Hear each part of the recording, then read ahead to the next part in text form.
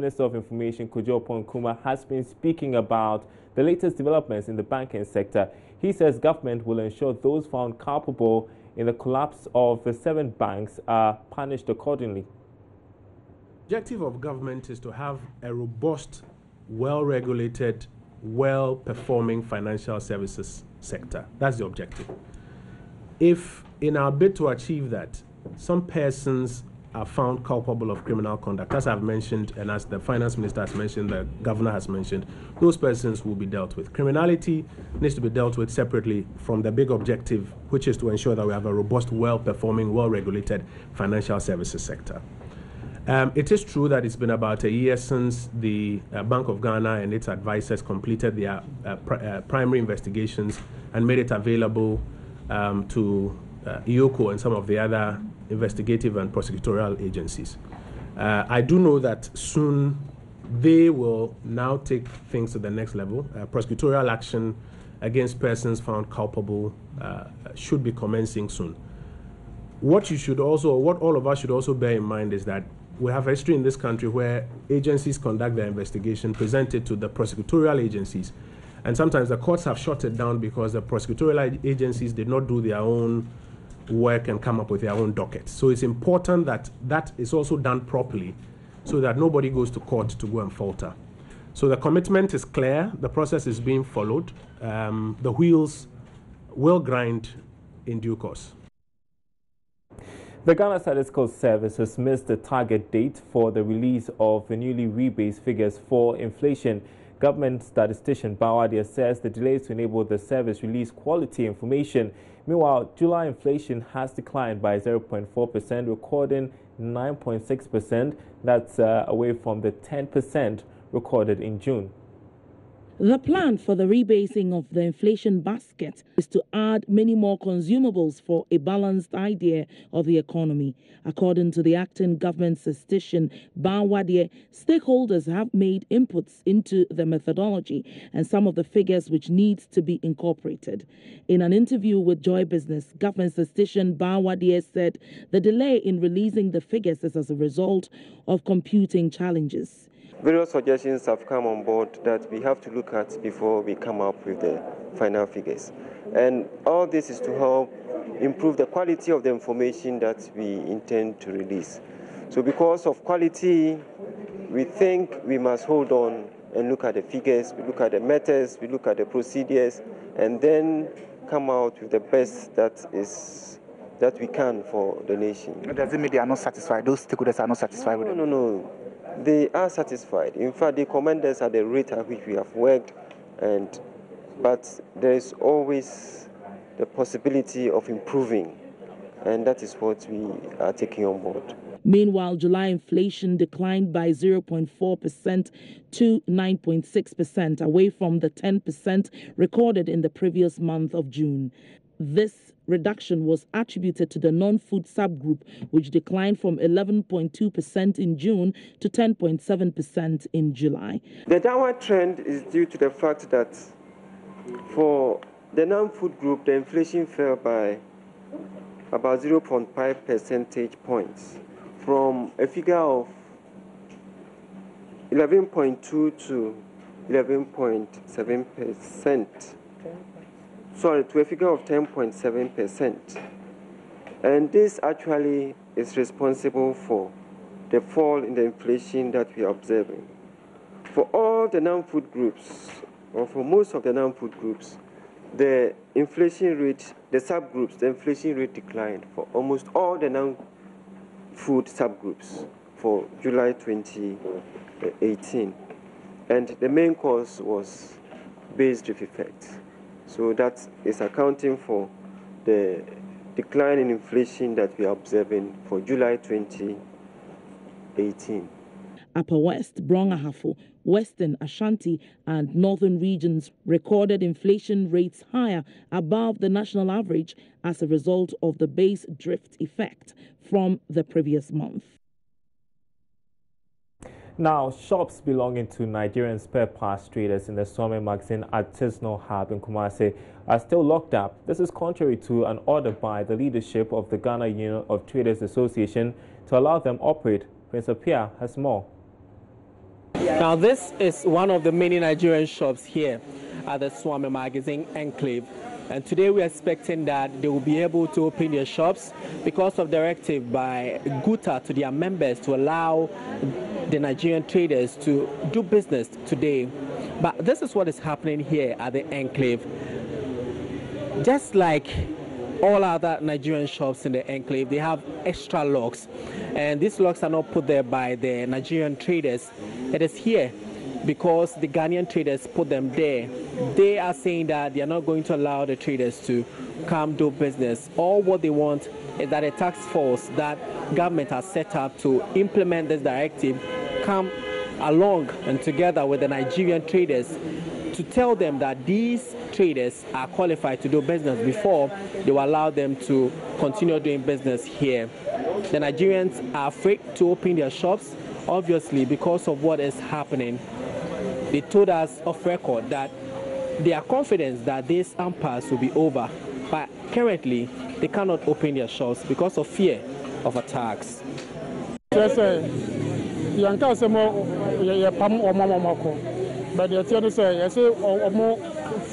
not sacking them. We are just saying they should bring their wares, sell it to us, take their money and go away.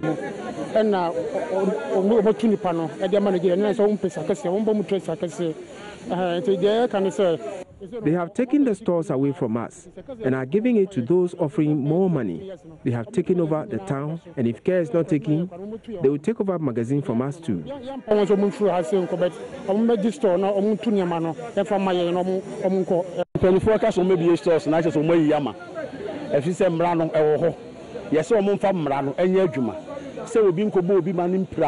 We would be very disappointed if the authorities allow them to open their shops again. The laws must work so that they will not take the laws into their own hands. They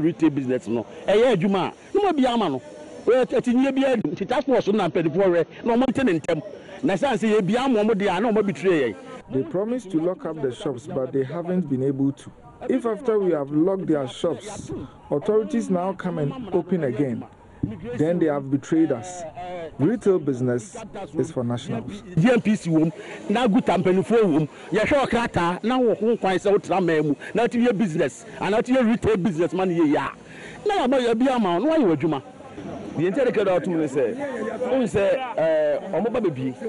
had to lock up the shops again with our own padlocks because the Nigerian traders are still not complying with the law as they should.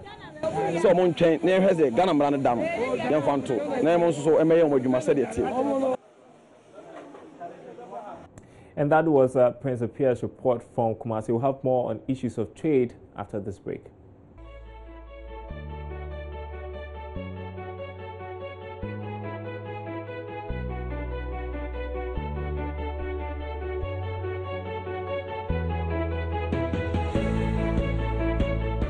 You're welcome back to Business Live, and our big story for today is on trade issues. And traders often cite slow customs clearance, duplication of border agencies and high charges as some of the challenges that hinder trading activities with countries around the world.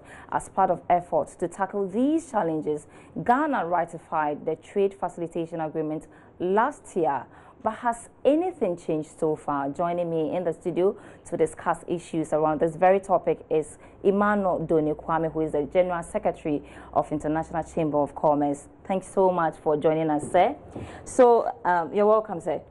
Thank you. Okay, so you know the issues that we have now, but following this agreement that was ratified January last year, have we made any progress in tackling some of these bottlenecks when it comes to trading with other countries? As you know, the WTO TFA agreement was ratified early last year. Okay. And there's a lot that's been going on, especially in Ghana. And most of the articles within the agreement are well known to our customs. And most of them are even captured in our customs laws. For now, the very popular one is the single window. Okay, and we've been able to reduce the number of actors as per the Vice President's directive the major state institutions that have been reduced to 3. It's a process. It's not a one-day thing. We'll have our issues, but through dialogue between both the private and the public sector, we believe a lot of the issues will be you spoke about the single window policy that is currently in place, but do you think that we are actually benefiting from ratifying these agreements? It's a general rule. The WTO agreement has been on the table for a while, and all the organization needed was 2/3 of its member states to just agree that they will get it ratified, and which was done, and it's a good thing. Okay. It captures all the good practices around the world, good business practices around the world, which can help ease. Just provide improve on us easing the way we do business in Ghana. So in a way you think we are benefiting? Yeah. You think we are benefiting? Yeah, we do. Okay, moving on. You know we have issues with these big countries, the super countries always trying to, let me use the word, look down on the smaller countries, if that's the right word to use. So we become dumping grounds for a lot of countries like this. Do you think that it's about time we amend some of these trade agreements to be able to meet up with them? The TFA actually captured that aspect of it. Okay. You know, there's a portion on both. There's a portion on least developed and developed countries, what they need to do. And the article has 3 categories. There's a category A where you indicate what you can do immediately. Okay. Whether you have the necessary infrastructure to implement the first early articles.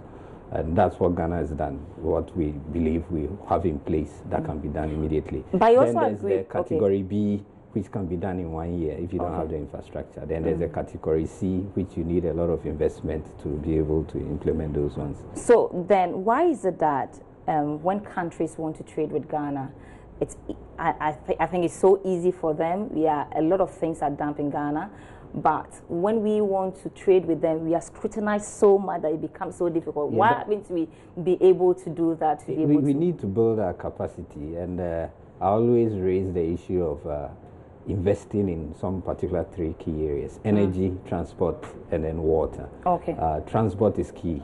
We know the developed economies depend a lot on rail.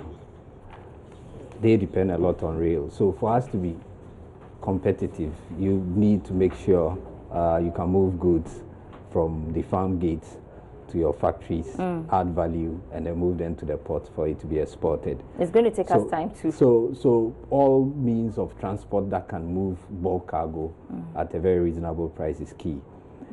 And then you also have to develop your supply base to make sure you have the necessary raw materials. Okay. Imposing taxes on imports is not a solution, but building a capacity of industry to be able to compete is the way forward. Yeah. I'm sure you've been following the development so far with foreign retailers in the country. Yeah. They seem to be having a lot of problem with Ghanaian retailers. What do you make of the developments, and how do we solve this problem? It's a difficult situation now because Africa now wants to look within.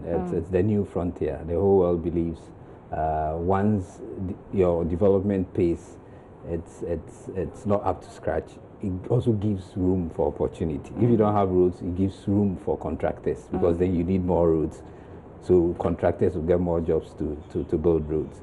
It's the same way in Africa.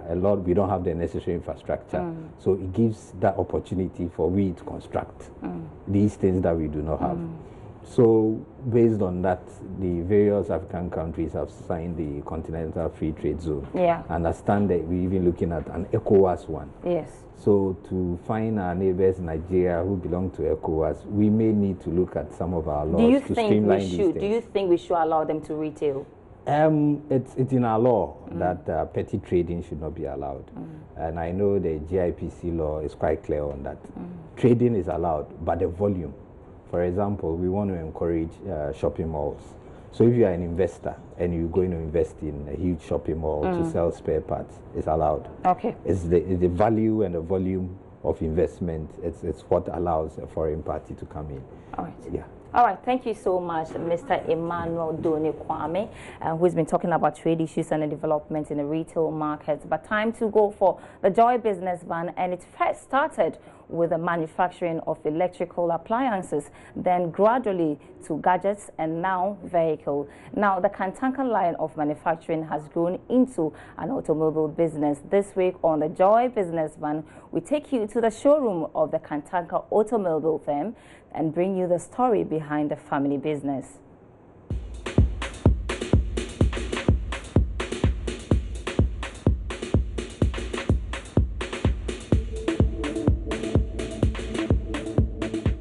Popularly known as the Star of Africa, the name Safo Kantanka has indeed made a mark in the business world.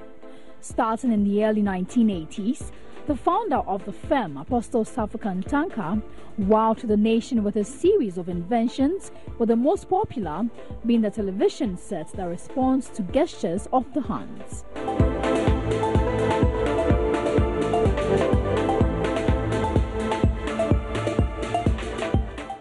Now managing the family business, Kojo Safo Kantanka Jr. explains that his father's vision of growing the local manufacturing industry still stands. Every car, he says, is built with a Ghanaian in mind. I mean, we intend to open more service centers.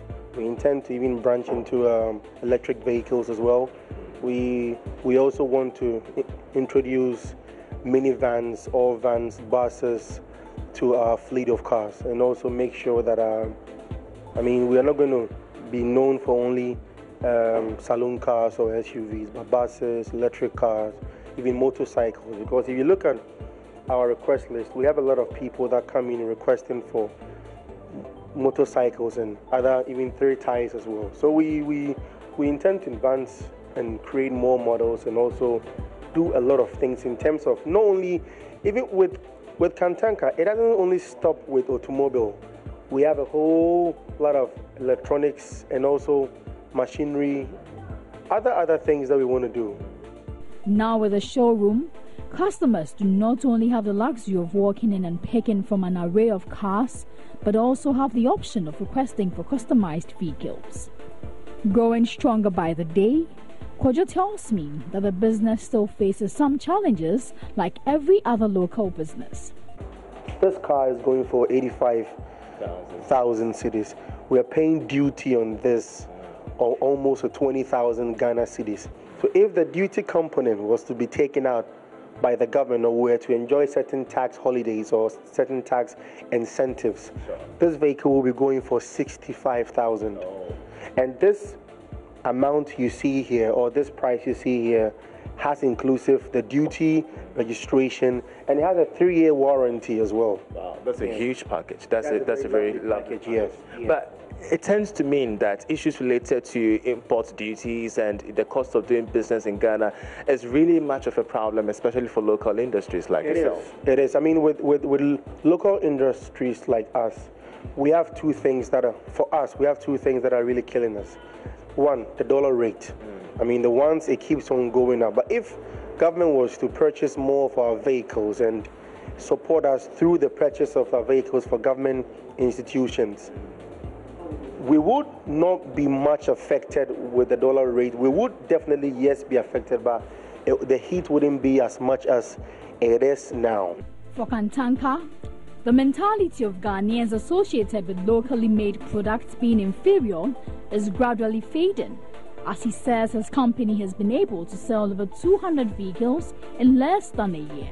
Initially breaking the Ghanaian market to see how we can take over the streets of Accra with the Kantanka vehicle. One of the people that actually helped the sales of these cars was when the finance minister purchased one, and when Akrobato also did one, I mean, bought one. He drove all the way through the whole of Ghana, and people started asking questions. Hey, where did you buy this car from? And that was when he started directing them to. So for you, breaking the Ghanaian market remains the issue now for Kantanka? It's not a major issue. It's still an issue, but we're still penetrating. I mean, if we've been able to sell more than 200 vehicles for a Ghanaian brand, it's good. The future is bright for Kantanka Automobile, as it intends to take its business to the next level by looking outside the automobile industry as well. I mean, we intend to open more service centers. We intend to even branch into electric vehicles as well.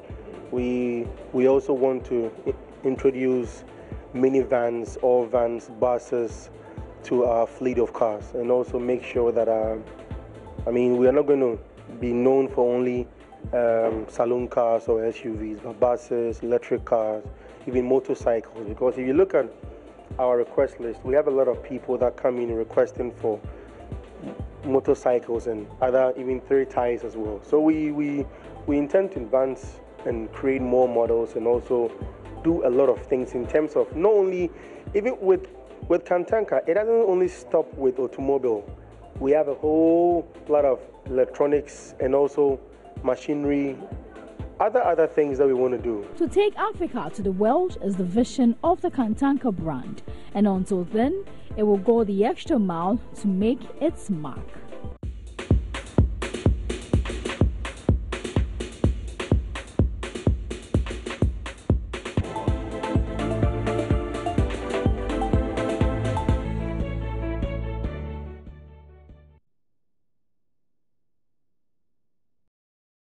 All right, our time is up. We have to take leave of you. But thanks for watching Business Live.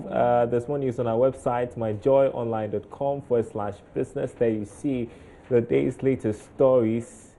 Be sure to visit our website. My name is Darryl Kwao. I've been with Sandra Sinamaka, and we'll see you right here. Who's going to get a Kantanka vehicle very soon? I'll get one for you. Thanks for watching. See you tomorrow.